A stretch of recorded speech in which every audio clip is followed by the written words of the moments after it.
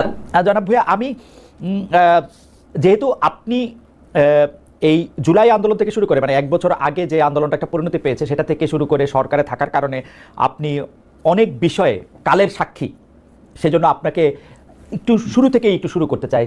জনাব আসিফ মোহাম্মদ সজীব ভাই, আপনি কি করে উপদেষ্টা হলেন? মানে আমি প্রশ্নটা এরকম করে করি, আপনার নাম উপদেষ্টা হিসাবে কে প্রস্তাব করলো বা কিভাবে আপনি উপদেষ্টা পরিষদে গেলেন? 5 আগস্টের পর যখন সরকার গঠন প্রক্রিয়া চলছিল, 5 থেকে 8 আগস্ট এই সময়টাতে, 5 আগস্টে আমরা সবাই একটা জায়গায় তো একমত ছিলাম যে প্রধান উপদেষ্টা হবেন ডক্টর মোহাম্মদ ইউনূস। কিন্তু বাকিদের বিষয়টা ঠিক ছিল না। তবে আমাদের কিংবা তখনকার যারা সমন্বয়ক সবার একটা এক্সপেরিয়েন্স হচ্ছে, দেখা গেছে আমাদের 69-এর গণ অভ্যুত্থানে ছাত্রদের অবদান আছে, 90-এর গণ অভ্যুত্থানে ছাত্রদের গুরুত্বপূর্ণ অবদান আছে, তারা জীবন দিয়েছে। কিন্তু পরবর্তীতে দেশ গঠন প্রক্রিয়ায় বা সেটাতে ছাত্রদের অংশীদারিত্ব না থাকার কারণে দেখা গেছে যে ছাত্রদের ভাগ্যের আসলে কোনো পরিবর্তন হয় নাই।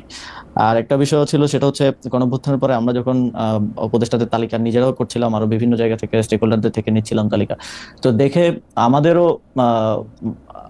অতটা শিওর হতে পারছিলাম না, কারণ আমরা তো তাদেরকে ব্যক্তিগতভাবে চিনতাম না। আমরা হয়তো টিভিতে দেখেছি বা অনেককে দেখিও নাই, শিওর হতে পারছিলাম না যে তারা কতটুকু এই গণঅভ্যুত্থানকে ধারণ করে কাজ করবে। তো সেই জায়গা থেকে আমার যতদূর মনে পড়ে 6 কি 7 আগস্ট, হ্যাঁ, টিএসসি-তে আমাদের 158 জন সমন্বয়ক সহ আরো যারা গুরুত্বপূর্ণ ভূমিকা রেখেছিল তাদেরকে নিয়ে একটা বৈঠক ছিল। তো ওই বৈঠকেই মোটামুটি সবাই প্রস্তাব করে যে আমাদের মধ্য থেকে বা ছাত্রদের মধ্য থেকে উপদেষ্টা পরিষদে যাওয়া উচিত। এবং সেখানে যদিও বাকি স্টেক হোল্ডারদের থেকে, যেমন তখন আহ, আহ, সেনাবাহিনী একটা স্টেক হোল্ডার ছিল, তারপরে রাজনৈতিক দলগুলো স্টেক হোল্ডার ছিল, তো উপদেষ্টা পরিষদে যাওয়া উচিত। তো সব দিক থেকে ইয়ে হচ্ছিল যে দুইজন গেলে তারপরে সেখানেই সবাই মিলে সিদ্ধান্ত নেয় যে নাহিদ ভাই এবং আমি উপদেষ্টা পরিষদে যাব প্রাথমিকভাবে। পরবর্তীতে তো মাহফুজ ভাই মাননীয় প্রধান উপদেষ্টার বিশেষ সহকারী হন এবং পরবর্তীতে উপদেষ্টা হন। সেটা কি 158 জন সমন্বয়ক যারা ছিলেন তারা নাম প্রস্তাব করে সেটা ঠিক করেছে, মানে সেটা কি কোনো ভোটাভুটির মাধ্যমে না? হ্যাঁ, সমন্বয়কদের মধ্যে যারা উপস্থিত ছিলেন সবার মোটামুটি ঐকমত্যের ভিত্তিতেই আমরা যাই। ওকে। উপদেষ্টাদের তালিকার কথা আপনি বলছিলেন, সেই উপদেষ্টাদের তালিকা কার কার কাছ থেকে আসছিল? আপনারা মানে এই কারা উপদেষ্টা হবেন সেই সিদ্ধান্ত কি আপনারাই নিচ্ছিলেন? মানে যারা আমরা আমরা একটা প্রক্রিয়ার মধ্য দিয়ে গিয়েছি। সে সময়টায় আমরা একটা লিয়াজো কমিটি করেছি, আপনি যদি মনে করতে পারেন। জি। ওই সেটা লিড দিচ্ছিলেন আমাদের বর্তমান উপদেষ্টা মাহফুজ আলম এবং আরো 4-5 জন যারা বিভিন্ন সোসাইটির বিভিন্ন সেক্টরের সাথে বিভিন্নভাবে সম্পৃক্ত, ছাত্রদের মধ্য থেকেই। তো ওনারা মিলেই বিভিন্ন স্টেক হোল্ডারদের সাথে, যেমন বিএনপির সাথে আলোচনা হয়েছে উপদেষ্টা পরিষদ নিয়ে। আমাদের মাননীয় প্রধান উপদেষ্টা ডক্টর মোহাম্মদ ইউনূস স্যার একটা লিস্ট পাঠিয়েছিলেন আমাদের কাছে, সেখান থেকে ইনক্লুড হয়েছে, স্যার নিজে অনেককে ইনক্লুড করেছেন। তো সবকিছু মিলিয়ে একটা উপদেষ্টা পরিষদ প্রাথমিকভাবে গঠিত হয়েছিল। পরবর্তীতে বিভিন্ন সময় সেটা আরো বর্ধিত হয়েছে। তার মানে হচ্ছে যে আপনারা বিএনপির একটা লিস্ট, জামাতের একটা লিস্ট, প্রফেসর ডক্টর মোহাম্মদ ইউনূসের একটা লিস্ট, সবগুলি নিয়েই মোটামুটিভাবে আমরা যেটা আপনাদের কাছ থেকে জানতে পেরেছি বিভিন্ন সময়, বা উপদেষ্টারাও বলেছেন যে একটা সবগুলি নামের মধ্যে থেকে যে নামটা কমন বা যে নামটা নিয়ে বিতর্ক সবচেয়ে কম, এরকম নামগুলি আপনারা খুঁজছিলেন। ফাইনালি আপনারা যে উপদেষ্টা পরিষদটা পান, সেই উপদেষ্টা পরিষদটা যে সময় আপনি শপথ নিলেন, যাদেরকে দেখলেন বা তাদের নাম শুনলেন, সেটা নিয়ে আপনারা মোটামুটি সন্তুষ্ট ছিলেন সেই সময়? এখন পর্যন্ত আসলে সত্যি কথা বলতে গেলে সেই উপদেষ্টা পরিষদের 50-60% মানুষকে আমরা চিনি, আর এর বাইরে অনেকে হয়তো আমরা চিনিও না। কিন্তু ঐকমত্যের ভিত্তিতে বা আমরা সোশ্যাল মিডিয়া কিংবা গুগল ঘেটে দেখেছি যে তাদের প্রোফাইল কিরকম। যেমন এমন অনেকের নাম আসছে যাদের প্রোফাইল বা ব্যাকগ্রাউন্ড একটু প্রবলেমেটিক, তো আমরা বিভিন্ন জন থেকে খোঁজ নিয়ে তাদের নাম বাদও দিতে হয়েছে। আবার এমন নাম আসছে যেটা হয়তো বিএনপির পছন্দ হয়নি বা এর খুবই রিজিড পজিশন ছিল, সেটাও বাদ দেওয়া হয়েছে। তো এইভাবে একটা সর্বজন গ্রহণযোগ্য একটা উপদেষ্টা পরিষদ বানানোটাই, যাতে করে সবার একটা ইয়ে থাকে, এটাই ছিল উদ্দেশ্য এবং শেষ পর্যন্ত সেটা হয়েছে। মূলত এটা কোঅর্ডিনেট করেছিল মাহফুজ ভাই, যে লিয়াজো কমিটি হয়েছিল তারাই। কারণ আমাদেরকে আবার অনেকগুলো যারা নেতৃত্বে ছিলেন তাদের অনেকগুলো দিকে আসলে মেনটেন করতে হচ্ছিল। তো আমরা দেখেছি, আমরা অবগত ছিলাম, বাট পুরো জিনিসটা প্রক্রিয়াটা মাহফুজ ভাই সহ ইয়ে করেছিলেন। ওকে, একটু মানে যেহেতু ওইখান থেকে শুরু করলাম, একটু আর্মেনিয়া কথা বলি। আপনি জানেন যে আওয়ামী লীগের যারা আছেন তারা সবাই মনে করেন, অনেকেই মনে করেন যে এটা আপনাদের ক্রেডিট না। না, আওয়ামী লীগের সবাই মনে করেন মোটামুটি এটা আপনাদের ক্রেডিট না, দেশের লোকজন কোনো আন্দোলনের মধ্যে কোনো অংশগ্রহণ করে না, এটা দেশি বিদেশি ষড়যন্ত্র এক। আর দ্বিতীয় হচ্ছে সেনাবাহিনী বন্দুকের নল উল্টা দিকে ঘুরিয়ে দিয়েছিল বলে তাদের পতন হওয়া সম্ভব হয়েছে। এবং বিশেষ করে সেনাপ্রধানকে তারা দায়ী করেন যে সেনাপ্রধানের বেইমানির কারণেই, কোট আনকোট বেইমানির কারণেই আসলে তাকে দেশ ছেড়ে চলে যেতে হয়েছে বা আওয়ামী লীগ সরকারের পতন হয়েছে। কিন্তু সেই সেনা প্রধানের ব্যাপারে আপনার বক্তব্য, যেমন আপনি বলেছিলেন যে বুকে পাথর জমা রেখে তিনি ডক্টর মোহাম্মদ ইউনূসকে আসতে বলেছিলেন, বা সেনা প্রধান ওয়াকার সাহেবকে সরানোর ক্ষেত্রে আপনাদের সাবেক সহযোদ্ধা বর্তমানে এনসিপির নেতা জনাব হাসনাত আবদুল্লাহর কিছু কথা, সেই সবগুলি বিষয় আপনার সাথে সেনাবাহিনীর সম্পর্ক বা সরকারের সাথে সেনাবাহিনীর সম্পর্ক খারাপ করেছে কিনা, বা সরকারের সাথে সেনাবাহিনীর সম্পর্ক আলাদা কোনো কিছু কিনা, নাকি সেনাবাহিনী একটা ডিসিপ্লিন, মানে এটা একটু আপনার কাছে একটু জানতে চাই। বিশেষ করে আপনার বক্তব্যের পরে এটা এরকম মনে হয়েছে কিনা ডক্টর মোহাম্মদ ইউনূস হয়তো সেনাপ্রধানকে এখন থেকে খারাপ ভাবতে শুরু করলেন যে উনি যেহেতু আমাকে চানি নাই তাহলে আমিও ওনাকে চাই না, ব্যাপারটা এরকম হয়েছে কিনা? সেনাবাহিনীর সাথে সরকারের কিংবা আমাদের তো কোনো বিরোধ নেই সেনাবাহিনীর সাথে, বরং আমরা মনে করি যে 5ই আগস্টের এবং এর পূর্ববর্তী গণঅভ্যুত্থানের সময়টাতে জুনিয়র অফিসার সহ যারা আছেন তাদের একটা চাপ ছিল যে তারা কোনোভাবেই গুলি করবেন না। সেটা বিভিন্ন মাধ্যমে আমরা দেখেছি, দরবার হলের মিটিং এর ইনফরমেশন লিক হয়েছে, সেখানে আমরা দেখেছি। তো তাদের এই অবদানকে অবশ্যই আমরা স্বীকার করি। তবে কিছু একটা জায়গায় আমার মনে হয় যে জায়গাটায় কনফ্লিক্ট সেটা হচ্ছে আওয়ামী লীগের প্রশ্নে, যেটা আমাদের যেই সরকার গঠনের উদ্দেশ্যে 6 তারিখ বঙ্গভবনে যেই বৈঠক হয় 3 বাহিনী প্রধান এবং রাষ্ট্রপতির সাথে, সে সময়কার আমি আগে একটু বলে নিই, কারণ এর আগে যখন কথা বলছি সবাই অনেকে বলতেছিল যে আমার শপথ ভঙ্গ হয়েছে। আমার শপথ গ্রহণ হয়েছে 8ই আগস্ট। 8ই আগস্টের পূর্বের যে কোনো সময়কার বক্তব্য আমার শপথের মধ্যে ইনক্লুডেড হবে না। 8ই আগস্টের পরবর্তী যদি কোনো আমি রাষ্ট্রীয় গোপন তথ্য পাবলিক করি তার সেক্ষেত্রে আমার শপথ ভঙ্গ হতে পারে। তো গোপনীয়তা শপথ ভঙ্গ হওয়ার বিষয়টা অনেকে বলেছে। তো সেই মিটিংটা ছিল 6 আগস্ট, সরকার গঠন প্রক্রিয়া আমরা যখন ইয়াতে আলোচনা করি। তো সেখানেই এটা আমি আমার আগের বক্তব্য বলেছি যে সেখানেই কথাটা এসেছিল যে সেনাপ্রধান বলেছিলেন যে দেশের 30-40% মানুষ তো আওয়ামী লীগকে সাপোর্ট করে। তো যে অন্তর্বর্তীকালীন সরকার আসবে সেটা তো সবার কাছে গ্রহণযোগ্য হইতে হবে। তো আওয়ামী লীগের সেই 30-40% মানুষ তো ডক্টর মোহাম্মদ ইউনূসকে হেট করেন। তো এটা নিয়ে আমাদের 3-4 ঘন্টার মতো প্রায় এই টপিক সহ আরো প্রাসঙ্গিক অন্যান্য টপিক ছিল, বাট এটাই ছিল মূল টপিক। 4 ঘন্টার মতো সম্ভবত বৈঠক হয়েছিল। সেখানে আমরা 4 জন ছিলাম। বাইরে ছিলেন তখন আসিফ নজরুল স্যার ছিলেন, তানজিমউদ্দিন স্যার ছিলেন ঢাকা বিশ্ববিদ্যালয়ের, আরো সমন্বয়করা ছিলেন। ভেতরে আমরা 4 জন ছিলাম, আমি, নাসিরউদ্দিন পাটোয়ারি ভাই, মাহফুজ আলম ভাই আর নাহিদ ইসলাম। তো তখন মূল আলোচনার বিষয়বস্তু ছিল এটাই। এবং আমি তো আমার আগের সাক্ষাৎকারে বলেছি যে, এবং আমি এটা নিজের থেকে বানিয়ে বলি নাই যে বুকে পাথর চাপা দিয়ে মেনে নিলাম, এটা আমি ওনার বক্তব্যকে কোট করেছি। সো এবং এই বিষয়ে আমার জানার মতে কোনো রিবাটাল বা এরকম কিছু তো আসে নাই। তো সেই জায়গা থেকে আমার জায়গা থেকে আমার মনে হয়েছে যে আওয়ামী লীগের প্রতি সিম্প্যাথি থাকাটা এবং আওয়ামী লীগকে ফিরে আনার কিংবা নানা, যেমন এখন একটা কথা শুনতে পাওয়া যায় যে জাতীয় পার্টিকে প্রধান বিরোধী দল করার জন্য একটা তোড়জোড় চলতেছে।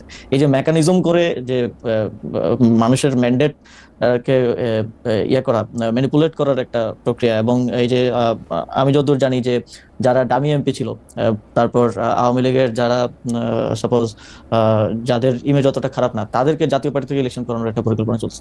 এই ধরনের উদ্যোগ বা এই ধরনের বিষয়গুলোর কারণেই কিন্তু আমি ব্যক্তিগতভাবে এবং সরকারেরও বিভিন্ন অংশ এই বিষয়টা নিয়ে হয়তো স্কেপটিক্যাল থাকতে পারে। এবং সেটা কতটুকু আসলে যেটা বলছেন যে স্যারের সাথে সম্পর্ক খারাপ, এটা আমি কখনো দেখি নাই। স্যার সবসময় সবাইকে ওন করে সবাইকে সাথে নিয়ে আসলে কাজ করতে চান। এবং মূলত 5ই আগস্টের পরে এত বড় একটা অভ্যুত্থান বিপ্লবের পরে বাংলাদেশে যে পরিস্থিতি খারাপের দিকে যায় নাই, দেশটা যে একটা গৃহযুদ্ধের দিকে যায় নাই, বরং আস্তে আস্তে স্টেবিলিটির দিকে আসছে, এটা মূলত স্যারের এই সবাইকে অ্যাকোমোডেট করে কাজ করার মানসিকতার কারণেই সম্ভব হয়েছে। আমি এই জায়গাটা যদি আপনাকে একটু বলি, যে কারণ এগুলি খুবই গুরুত্বপূর্ণ প্রসঙ্গটা হচ্ছে এরকম যে ধরেন আপনি বলছিলেন যে মেকানিজম করে কোনো কিছুর একটা ম্যান্ডেট আদায় করা, যেমন আপনি এখন জাতীয় পার্টির কথা বললেন যে জাতীয় পার্টিকে প্রধান বিরোধী দল বানানোর একটা মেকানিজমের কথা শোনা যাচ্ছে। আমরা কিন্তু বিভিন্নভাবে শুনতে পাচ্ছি যে সরকারের ভিতরে আরেকটা সরকার আছে। আমরা এরকমও শুনতে পাচ্ছি যে গোয়েন্দা সংস্থাগুলি যারা শেখ হাসিনার সময়ে অ্যাক্টিভ ছিলেন তারা এখনও অ্যাক্টিভ আছেন, বিশেষ করে ডিজিএফআইয়ের কথা বলা হয়। কিন্তু আমরা তো দেখি ডিজিএফআই তো সরকার প্রধানকে রিপোর্ট করে, সেনা প্রধানকে না। মানে ডক্টর মোহাম্মদ ইউনূসের আন্ডারে ডিজিএফআই। তাহলে এই ব্যাপারটা আসলে কেমন? মানে যদি কেউ মেকানিজমটা করে থাকেন, এটা কি আপনারা সরকার থেকে করতেছেন নাকি সামরিক বাহিনী বা অন্য কোনো একটা সরকার যাদের আমরা চিনি না তারা করতেছেন? আপনি কি এটা একটু অন পেপার তো অনেক কিছুই থাকে, কিন্তু বাস্তব প্রয়োগের ক্ষেত্রে সেটার বাস্তবায়ন বা সেটার প্রক্রিয়াটা অনেক সময় অনেক ভিন্ন রকম হয়ে যায়। আসলে 5ই আগস্টের পরে এখানে শেখ হাসিনা থাকা অবস্থায় যেমন ক্ষমতার কেন্দ্র ছিল শেখ হাসিনা এবং আওয়ামী লীগ রাজনৈতিক দল হিসেবে, 5ই আগস্টের পরে তো ক্ষমতার কেন্দ্রগুলো অনেক দিকে ভাগ হয়ে গেছে। এখন তো সরকার একমাত্র ক্ষমতার কেন্দ্র না, যেটার আমি মনে করি যে এই ঘটনা প্রবাহে অনেকের অনেক ভুল ছিল। এবং সেই ভুলগুলোর জন্যই দেখা গেছে যে এই ক্ষমতার এই কেন্দ্র বিভাজিত হয়েছে। রাজনৈতিক দলগুলো একটা এখন ক্ষমতার কেন্দ্রে আছে, কারণ হচ্ছে সরকারের যে কোনো পলিসি ডিসিশন, বিগ ডিসিশন রাজনৈতিক দলগুলোকে ছাড়া নেওয়া যাচ্ছে না, তাদের সাথে বোঝাপড়ার ভিত্তিতে, ঐকমত্যের ভিত্তিতে নিতে হচ্ছে। এখানে মিলিটারি একটা ক্ষমতার কেন্দ্র হয়ে উঠেছে 5ই আগস্টের পরে, যেটা 5ই আগস্টে আমাদের রাজনৈতিক দলগুলো সেই ম্যান্ডেটটা ক্যান্টনমেন্টে গিয়ে দিয়েছেন বলে আমি মনে করি। এবং এই এই কমপ্লেক্স সিচুয়েশনের কারণে, যে এই যে অন পেপার যেরকম আছে যে ডিজিএফআই প্রধান উপদেষ্টাকে রিপোর্ট করবে, কিংবা যেটা যেভাবে চলা উচিত অন পেপার সেটা সেভাবে তার আসলে চলছে না। তো এই সবকিছু মিলে সরকারের ভিতরে, একটা সরকার না, সরকারের ভিতরে এটা সব সরকারের ভিতরেই থাকে, নানা ধরনের মানুষ থাকে। একটা পলিটিক্যাল গভর্নমেন্ট আসলেও তো আমরা বলি যে এখানে ভারতপন্থীরা আছে, এখানে পাকিস্তানপন্থীরা আছে, এখানে অমুক হচ্ছে আমেরিকাপন্থী। তো এই সরকারটা তো আসলে কোনো ইউনিফাইড জিনিস না, এটা তো এক জায়গা থেকে আসে না। এই সরকারের যদি 20 জন লোক থেকে 20 জন লোক 20টা জায়গা থেকে আসছে, তো সেই জায়গা থেকে ওই ক্ষমতার কেন্দ্রটা আসলে এক জায়গায় নাই, সেটা বিভিন্ন ইয়া থেকে মোবিলাইজ হয়। তো অন পেপার যেটা যেভাবে আছে সেটা সেভাবে চলা একটু মুশকিল এই সময়ে। আহ, আমার মনে হয় যে আপনি অনেকগুলি গুরুত্বপূর্ণ বিষয়ে আসলে যতটুকু আপনার পক্ষে বলা সম্ভব একটি সাংবিধানিক পদের থেকে সেরকমই আপনি বলছেন, কিন্তু আমাদের জন্য যদি একটু আপনি পরিষ্কার করতেন, যেমন রাজনৈতিক দলগুলোকে এখন আপনি ক্ষমতার কেন্দ্র বলতেছেন সরকার অনেকগুলি সিদ্ধান্ত আসলে রাজনৈতিক দলগুলোর বাইরে নিতে পারছে না, সেনাবাহিনীকেও আপনি একটা ক্ষমতার কেন্দ্র বলছেন। আমরা কি এরকম বলতে পারি, যেরকম আমরা আসলে মানে আমার কানে যেরকম করে কথা আসে সেটা হচ্ছে যে এখন বাংলাদেশ সরকারের অর্থাৎ আপনাদের সকল সিদ্ধান্ত নিয়ন্ত্রণ করছে বিএনপি? আমরা কি এরকমভাবে বলতে পারি যে আসলে জেনারেল ওয়াকারের পদপদবীর দিক দিয়ে তিনি আপনাদের সরকারকে রিপোর্ট করার কথা থাকলেও কাগজে কলমে অনেক ক্ষেত্রে তিনি একটি পক্ষ হয়ে হচ্ছেন? আপনি কি এরকমটাই বলছেন? বা আপনি যদি এই ব্যাপারটা আরেকটু ব্যাখ্যা করতেন, যে রাজনৈতিক দল বলতে কি শুধু আপনি বিএনপিকে বোঝাচ্ছেন, নাকি জামাত বা এনসিপিকেও বোঝাচ্ছেন? ক্ষমতার কেন্দ্র সামরিকায়ন বলতে কি আপনি জেনারেল ওয়াকারকে বোঝাচ্ছেন, নাকি জেনারেল ওয়াকারেরও আওত্তের বাইরে এরকম কোনো কিছুর কথা আপনি বলছেন, কোনো বাইরের রাষ্ট্রের? না, আমি আমি আমি এখানকার মানে ক্ষমতার কেন্দ্র বলতে নির্দিষ্ট রাজনৈতিক দল না বলে আমি এখানে পলিটিক্যাল স্টাবলিশমেন্ট যেটা আছে, স্টাবলিশমেন্ট আকারে এখানে বলি। যেমন মনে করেন যে যদি উদাহরণ দেই যে স্থানীয় সরকার নির্বাচন, আমি তো স্থানীয় সরকার মন্ত্রণালয়ের দায়িত্বে। স্থানীয় সরকার নির্বাচনের সিদ্ধান্ত তো আমি নিতে পারি নাই, আমি না শুধু আমার সরকারও নিতে পারে নাই, কারণ এখানে রাজনৈতিক দলগুলোর এখন ঐকমত্য কমিশনে যে আলোচনা হয়েছে, সেখানে স্থানীয় সরকার নির্বাচন নিয়ে যে আলোচনা হয়েছে, সেখানে আমার জানা মতে বিএনপি এবং তাদের কয়েকটা সহযোগী দল ছাড়া বাকি সবাই স্থানীয় সরকার নির্বাচনের বিষয়ে একমত ছিল। এবং আমিও চেষ্টা করেছি যে অন্ততপক্ষে, কারণ দিন শেষে নাগরিক সেবা থেকে শুরু করে উন্নয়ন কার্যক্রম যে ব্যাহত হচ্ছে, এবং মানুষ যে প্রতিনিয়ত তার একটা আইডি কার্ড বানাইতে গেলে, বা একটা জন্ম নিবন্ধন, মৃত্যু নিবন্ধন, ওয়ারিশ সনদ, এই প্রত্যেকটা কাজ তো লোকাল গভর্নমেন্টে থেকে হয়, এগুলোতে যে ব্যাহত হচ্ছে, এটার দায়টা তো আমার উপরে আসে যেহেতু আমি দায়িত্বে আছি। তো কিন্তু যখন সিদ্ধান্ত গ্রহণ প্রক্রিয়া এটা চলে যায়, তখন তো এটা বিভিন্ন এই যে ক্ষমতার যে কেন্দ্রগুলোর কথা আমি বললাম, সেখানে তো গিয়ে হচ্ছে আটকে যাচ্ছে। তো এখানে আমি কোনো নির্দিষ্ট দলের কথা না বলে পলিটিক্যাল স্টাবলিশমেন্টের কথা বলি, এবং কোনো নির্দিষ্ট ব্যক্তির কথা না বলে মিলিটারি স্টাবলিশমেন্টের কথা বলি, যেটা গত 15 বছরে 16 বছরে তৈরি করে যাওয়া হয়েছে। এবং আমি মনে করি যে শুধু এই সরকার না, এই সরকার তো অপেক্ষাকৃত একটা দুর্বল সরকার হিসেবে পরিচিত, এই সরকার না, যে পরবর্তী পলিটিক্যাল গভর্নমেন্ট আসলেও তাদের এই যে আওয়ামী যে স্টাবলিশমেন্ট বিভিন্ন জায়গায় রয়ে গেছে, এইটার জন্য ভুগতে হবে, একটা দীর্ঘ সময় তাদেরকেও ভুগতে হবে, এবং এইটা সেটেল করাটা খুবই টাফ জব হবে পরবর্তী যে কোনো সরকারের জন্য। আমি আবার একটু জুলাই আন্দোলনের প্রসঙ্গে একটু আসি। আপনি জুলাই আন্দোলন নিয়ে আপনি বই লিখেছেন, কলাম লিখেছেন পত্রপত্রিকায়, কিন্তু আমরা যেটি দেখতে পাচ্ছি যে এই আন্দোলনে কার কৃতিত্ব কত বেশি সেটি নিয়ে এখন মানে কয়েকদিন পর পর নতুন নতুন করে এটি আলোচনা আসছে। সর্বশেষ জনাব নাহিদ ইসলাম, জনাব সাদিক কাইম, মানে তিনি সমন্বয়কে ছিলেন না, বা এই জাতীয় কথায় দেখা গেছে যে শিবিরের সাথেও আসলে ছাত্রদের যে দল, রাজনৈতিক দল, তারা যেটি গ্রহণ করেছেন যে এনসিপির একটি দূরত্ব সৃষ্টি হয়েছে, এনসিপির দূরত্ব বিএনপির সঙ্গে সৃষ্টি হয়েছে, এনসিপির দূরত্ব নানা কারণে জামাতের সঙ্গেও সৃষ্টি হয়েছে, এইসব মিলে এটাকে আপনি আসলে কিভাবে দেখেন? মানে জুলাই আন্দোলনের কৃতিত্ব নিয়ে বা বাটোয়ারা নিয়ে যে এই ব্যাপারটাকে আসলে আপনি কিভাবে দেখেন? অনেক সময় সরকারেরও প্রচন্ড সমালোচনা করা হচ্ছে, কোন সময় কিংস পার্টি বলে, কোন সময় এটা বলে, সেটাও যদি একটু মাথা থেকে বলেন। জি না, সবার তো হচ্ছে মানে দৃষ্টিভঙ্গি এবং লেন্স তো একরকম না। মনে করেন আমি যখন জুলাই গণঅভ্যুত্থান সংঘটিত হয়, সবচেয়ে গুরুত্বপূর্ণ 10টা দিন আমি ডিটেনশনে ছিলাম। তো ওই সময়ের স্টোরিটা আমিও আরেকজন থেকে আমার শুনতে হয়েছে, বা পত্রপত্রিকা বিভিন্ন জায়গায় আমার দেখতে হয়েছে। প্রথমত 19 জুলাই থেকে 24 জুলাই, এবং পরবর্তীতে আবার 24 জুলাই পরে 2 দিন বেড়েছিলাম, 26 জুলাই থেকে আবার 1 আগস্ট পর্যন্ত ডিটেনশনে থাকা লাগছে। তো আমি আসলে যেভাবে দেখছি বা আমি যেভাবে সিদ্ধান্ত নিছি, সাদিক কায়েম বলেন বা নাহিদ ইসলাম বলেন বা আরো যারা আছে, আরো যেমন ছাত্রদের রাকিব ভাই আছে, তাদের দেখার দৃষ্টিভঙ্গিটা তো এক না। মনে করেন একটা সিদ্ধান্ত, গুরুত্বপূর্ণ সিদ্ধান্ত নেওয়ার ক্ষেত্রে আমরা যারা স্টেক হোল্ডার আছে, যাদের সাথে যোগাযোগ তখন হচ্ছিল, অন্তত 5-6 জনের সাথে যোগাযোগ করতাম। তো এখন মনে করেন আমি ছাত্রদের রাকিব ভাইয়ের সাথেও যোগাযোগ করলাম, কথা বললাম যে ভাই কালকে আমি এই প্রোগ্রামটা দিতে চাচ্ছি, আমরা কালকে অসহযোগ আন্দোলনের ডাক দিতে চাচ্ছি। সাদিক ভাইয়ের সাথেও কথা বললাম যে অসহযোগ আন্দোলনের ডাক দিতে চাচ্ছি। আবার এই যোগাযোগটা কিন্তু যে আমার সাথে হচ্ছে তা না, আমার সাথেও কখনো হচ্ছে না, কখনো মাহফুজ ভাইয়ের সাথে হচ্ছে, কখনো নাহিদ ভাইয়ের সাথে হচ্ছে, বিভিন্ন স্তরে হচ্ছে। তো তখন সাদিক ভাই আমাকে একটা পরামর্শ দিল, রাকিব ভাই আমাকে একটা পরামর্শ দিল, আরো 4-5 জন আমাকে আরো তাদের মতো করে পরামর্শ দিল। এখন সাদিক ভাই যদি মনে করে যে আমি পরামর্শ দিছি বলেই এটা হয়েছে, এবং উনি বা ওনার দল যদি এটাই বলে সব জায়গায়, তো এটা তো হচ্ছে মনে করেন যে যাদের সোশ্যাল মিডিয়া বা মিডিয়া এরকম স্টাবলিশমেন্ট আছে, যাদের ওই সক্ষমতা আছে, ওই লোকবল আছে, তারা তো তাদের ন্যারেটিভটা স্টাবলিশ করার চেষ্টা করে। আবার রাকিব ভাই একটা ন্যারেটিভ দিবেন, রাকিব ভাই বলবেন আমি দিছিলাম পরামর্শটা, এই জন্য এটা হয়েছে। তো এই যে লেন্সটা তো এক এক দিক থেকে একরকম। অনেকে আছে, আরো অনেকে আছে যাদের সাথে আমাদের যোগাযোগ, তারা এটা বলেও না যে এই পরামর্শটা আমি দিছিলাম এটা। তো এই যে এখানে কানেক্টিং পয়েন্টটা সেন্ট্রালে আমরা ছিলাম। তো এই যে লেন্সটা ভিন্ন ভিন্ন এবং সবার অভিজ্ঞতাটা তো ভিন্ন ভিন্ন, তো সবাই তার অভিজ্ঞতাটাকে এস্টাবলিশ করার যে একটা প্রতিযোগিতা, এটার মধ্যেই নানা ডিসটরশন, কেউ একটু বাড়িয়ে বলা, কমিয়ে বলা, এসব নিয়েই হচ্ছে এই বিতর্কটা আর কি। এইভাবেই আমি দেখি। আসিফ, একটা কথা একটু স্পষ্ট করে আমি একটু বলি যে আপনাদেরকে তো আমরা আসলে খেয়াল করছি জুলাই 2024 থেকে খেয়াল করছি যে অনেকেই বলে থাকেন, এবং এটা আমি বিভিন্ন সময় বিভিন্ন প্রমাণও পেয়েছি, যে সবচেয়ে বেশি সূক্ষ্মভাবে জিনিসগুলি বিবেচনা করতে পারেন আপনি, দ্রুত আপনি এটা বিবেচনা করতে পারেন, এবং আপনার একটা মত থাকে। আপনি কি খেয়াল করছেন যে ধরেন আব্দুল কাদেরের যে ফেসবুকের যে স্ট্যাটাস পরপর যেগুলি দেওয়া হলো শিবিরের পক্ষ থেকে বা সাদিক কায়েম সাহেবের অনুসারীদের পক্ষ থেকে, এগুলির যেটা জবাব দেওয়া হলো, পরবর্তী প্রেক্ষিতে নাহিদ সাহেব যেগুলির আবার জবাব দিলেন, আবার ধরেন 5 আগস্টের স্মরণের অনুষ্ঠানে আপনাদের গুরুত্বপূর্ণ নেতারা যেভাবে কক্সবাজার গেলেন, আবার তাদেরকে যে শোকজ দেওয়া হলো, এই পুরোটা জিনিস এরকম মনে হয় না যে জুলাই আন্দোলনের, মানে আপনি লেন্স থেকে দেখা না দেখার কথা বলতেছিলেন, কিন্তু আপনার মনে হয় না যে জুলাই আন্দোলনের এক একটা গ্রুপ এক একজনের অনেক বড় শত্রুতে পরিণত হয়েছে? এইটা আপনার মনে হয় কিনা? দেখেন, ওই এখানে যাদের কথা বলছেন সবাই তো ইয়াং, এবং সবার বয়সই আমার মতে 30 বছরের নিচে।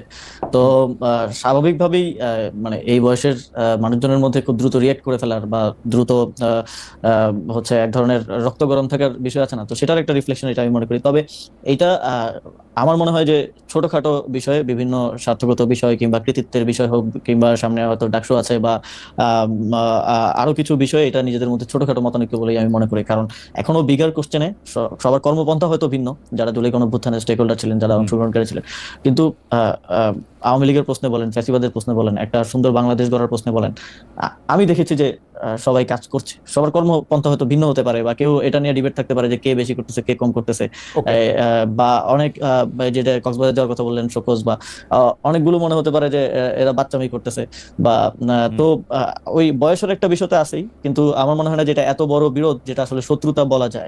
আমার মনে হয় যে আমি এই প্রসঙ্গ শেষ করতে চাই এখানে, কেউ যে বলছেন যে এই বিরোধটা আসলে কোনো কিছুর বাটোয়ারা নিয়ে, অর্থাৎ যারা এটার কেন্দ্রে থাকবেন তারা চাঁদা, যদি আমি পজিটিভ অর্থও বলি, পার্টি চালানোর জন্য চাঁদা হোক বা অন্যান্য গুরুত্বের জন্য কোনো গুরুত্ব পাওয়া হোক, বা বড় নেতা ভবিষ্যতে হওয়ার জন্য এইটা গুরুত্বপূর্ণ, এইভাবে আপনি দেখেন কিনা? আপনি যেটা বললেন সেটা ঠিক আছে, বয়সের একটা, কিন্তু ওইভাবে দেখেন কিনা? এই বিষয়গুলো তো আছেই। মনে করেন সবার মধ্যেও তো একটা প্রতিযোগিতা আছে, যে মনে করেন শিবির মনে করে বা জামাত মনে করে আমাদের এখান থেকে তরুণ নেতৃত্ব উঠে আসুক। তো আবার এনসিপি মনে করে যে, এনসিপি মনে করতে পারে যে যেহেতু গণঅভ্যুত্থানের অধিকাংশ নেতাই এখানে, আমরাই গণঅভ্যুত্থানের একমাত্র মানে সবচেয়ে বড় স্টেক হোল্ডার। তো এইগুলো নিয়ে মতানৈক্য, মতের অমিল আছে, এবং প্রতিদ্বন্দ্বিতাও হবে সামনে ছাত্র সংসদ নির্বাচন। টাকা পয়সা দিয়ে আছে কিনা সেটা একটু বলেন, যে একদম টাকা পয়সা দিয়ে আছে কিনা? আমার মনে হয় না। টাকা পয়সা আমি অন্তত দেখি নাই এটা গুরুত্ব পাওয়া, বা হচ্ছে কারো মনে হচ্ছে গ্রিভেন্স থাকে না যে আমার কথাটা বললো না, এই কথাটা বলতে গিয়ে, আমি তো ওই ঐতিহাসিক প্রেক্ষাপটে ছিলাম, এই গ্রিভেন্স গুলো থেকেই বেশি এটা শুরুটাও হয়েছে, এবং এটা দিন দিন বাড়ছে। তবে আমি মনে করি যে এই বিষয়গুলোতে আরো বেশি, মানে যদি কমিউনিকেশন থাকে জুলাইয়ের বিভিন্ন পক্ষের মধ্যে, তাহলে আমার মনে হয় যে এই জিনিসগুলো জনসম্মুখে এরকম হাস্যকর পরিস্থিতিতে আসা থেকে আসলে ইয়া করা যায়, জনসম্মুখে হাস্যকর পরিস্থিতি। কিন্তু ঠিক আছে, আমি এই প্রসঙ্গ থেকে একটু অন্য প্রসঙ্গে যাই। অনেক সময় আপনার এবং জনাব মাহফুজ আলমের নিরপেক্ষতা নিয়ে প্রশ্ন ওঠে, কারণ আপনারা যেহেতু জুলাই আন্দোলনের সামনের দিককার মুখ, এবং আপনাদের বাকি বন্ধুরা যেহেতু বাকি সহযোদ্ধারা, আমি এভাবে যদি বলি, বাকি সহযোদ্ধারা যেহেতু এখন রাজনৈতিক দল করেছেন, আপনারা সেখানে যাবেন কবে, কেন যাচ্ছেন না, আসলে যাবেন কিনা, সেগুলো নানা রকম প্রশ্ন ওঠে। আমি সেখান থেকে আসলে সরাসরি এই প্রশ্ন করতে চাই যে আপনার, মানে মাহফুজ আলমের উত্তর তো জনাব মাহফুজ আলমের সাথে দেখা হলে নিশ্চয়ই তিনি দিবেন, কিন্তু আপনার কাছে প্রশ্ন যে আপনি রাজনীতিতে কবে যাবেন, পদত্যাগ করবেন কিনা, সরকারে থাকবেন কিনা, সে ব্যাপারে সিদ্ধান্ত নিয়েছেন কিনা? অনেকেই বলে থাকেন যে আপনি হয়তো রাজনীতি করবেন, ভোটও করবেন, কিন্তু যতদিন পারা যাচ্ছে ততদিন আপনি আপনার সরকারি বাসভবনে বা সরকারি পদে থাকতে চান। মানে আপনি আমার খুবই প্রিয়, সেই জন্য বলি যে অনেকে বলে থাকে যে আপনি পতাকাবাহী গাড়িতে আরো কিছুদিন চড়বেন, তারপরে ইলেকশন যখন এগিয়ে আসবে তখন আপনি গিয়ে মানে দেখেন খালেদ ভাই, পতাকাবাহী গাড়ি বা এই বিষয়গুলো মানে এটা আমরা কখনো চাইও নাই বা এটার প্রতি আমাদের ওই রকম কোনো মোহও নাই।